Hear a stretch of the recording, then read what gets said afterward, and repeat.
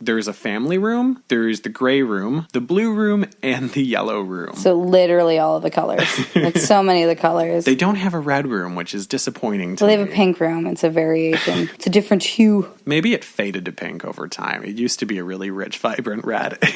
Perhaps. A lot of people say that when they go upstairs, it becomes harder for them to breathe, and they feel like there's weight on their shoulders. A lot of people get headaches up there, and they feel like there's a pressure in their skull. And I've heard that described as psychic pressure, too. Oh, okay. So I don't know the way that the afterlife works for sure, but I've heard psychics talk about how feeling like there's a pressure inside of your head and feeling real dizzy like that is a lot of times what they feel when they go into a really active space. I learned that when I did Greyfriars, actually. Oh, rad. Yeah.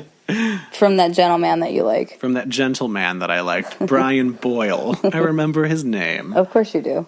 So in recent years, the vicarage has been used as a small bed and breakfast. It's also a restaurant and a cafe. Many of the guests that stay there report obviously encountering some strange activity. Right. These reports include shadow people. Oh, good. Footsteps up and down the stairs. They a lot of times hear a woman screaming somewhere in the house. There are sounds of children crying. No, I don't like that. I don't love that either. Unexplained knocking. There's a woman who appears to be seen in some of the mirrors throughout the house who they call the Madonna. Okay. So then there's also this rocking chair that's a really... It's always with the rocking chairs. It's a really famous part of the house's history because it's one of the earliest cases of somebody reporting and writing about the activity they were experiencing in the house.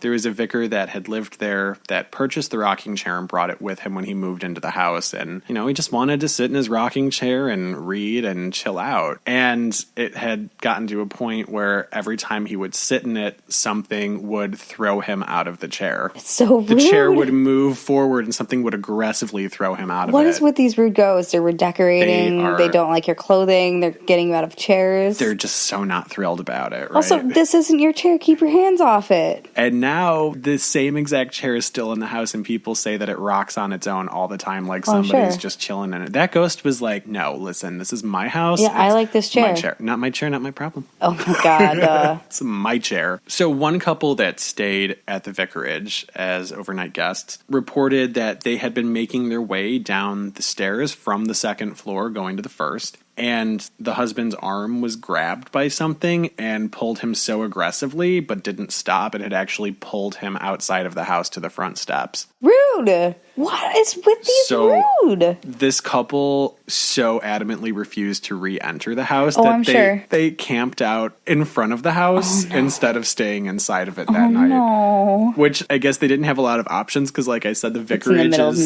kind of in the middle of nowhere. Yeah.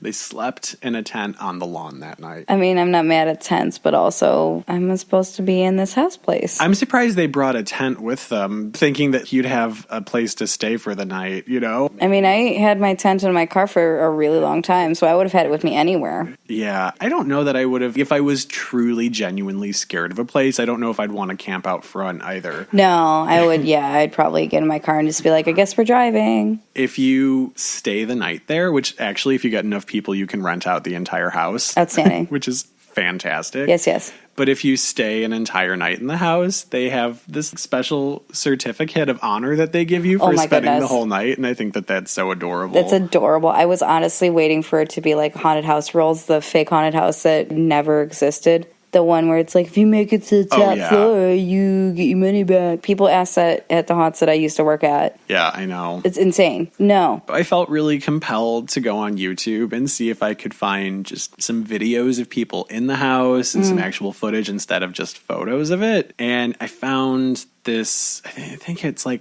an hour and a half long video of a Swedish ghost hunting paranormal investigation crew that went up in there and spent the night and did the investigation thing. These are some of the things that happened to them. They got a lot of EVPs. They got a lot of stuff that came through the spirit box. Should I assume that they were in Swedish? Yeah, it is in Swedish, but because YouTube is fantastic, you can put the English captions No, I was meaning the EVPs. I got them in Swedish. Oh, they were in Swedish. Okay, because sometimes I hate the people that are like, well, what if you don't speak whatever that language is? And I was like, then it will come out that you don't understand what it is. I don't know. I don't know what to tell you, bro. Yeah, I got nothing. One of the interesting things that happened to them was when they had entered the house and set up all of their equipment, there were 4 of them, 5 including the cameraman, actually. And all of them had gotten the same exact kind of headache. And they all started to get real dizzy. A few of them got nauseous, and they actually had to halt filming for a little bit. The guy went upstairs, and his headache got so bad, he was like, I need to just leave for a little bit. So they all exited the house, felt better, came back in and restarted. Oh, my goodness, of course. And there was at one point towards the beginning of their investigation when they were doing the EMF sweep through the house, looking for the electromagnetic fields, seeing if there were any spikes. And Duder was like walking up to the door of one of the rooms.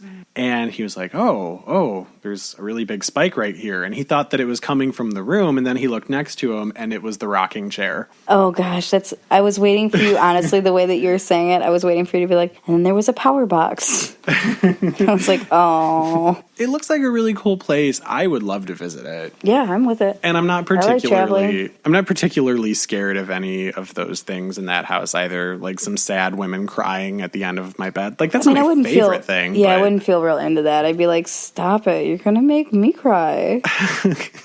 All 3 of them just watched The Notebook. Yeah, I've heard it's a very sappy-tappy movie, and those aren't my thing. I'm pretty sure I saw it when it came out, and then I never looked back again.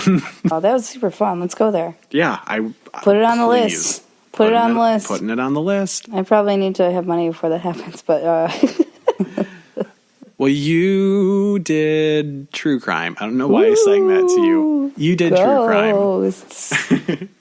So you're going to have to do the Cheersy, right? Yes, and I have one. It's not really on target. It matters not if the glass is half empty or half full. Clearly, there's still room for more. Oh, fun. Hooray. Yay. Real short and sweet, like. And it's very true. Yeah.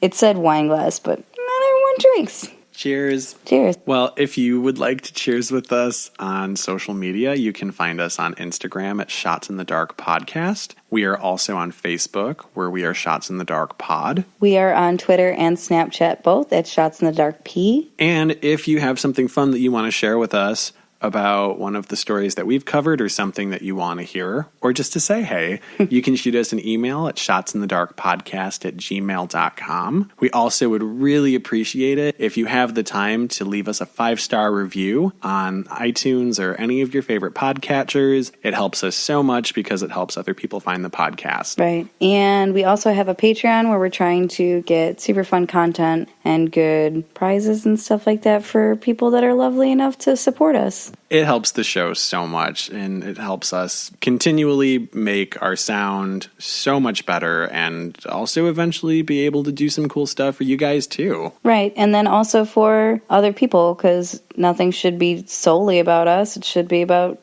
giving back also. Fact. Well, with all that being said, from both of us here at Shots in the Dark Podcast, we hope we've left you shaken. Not stirred. Bye. Bye.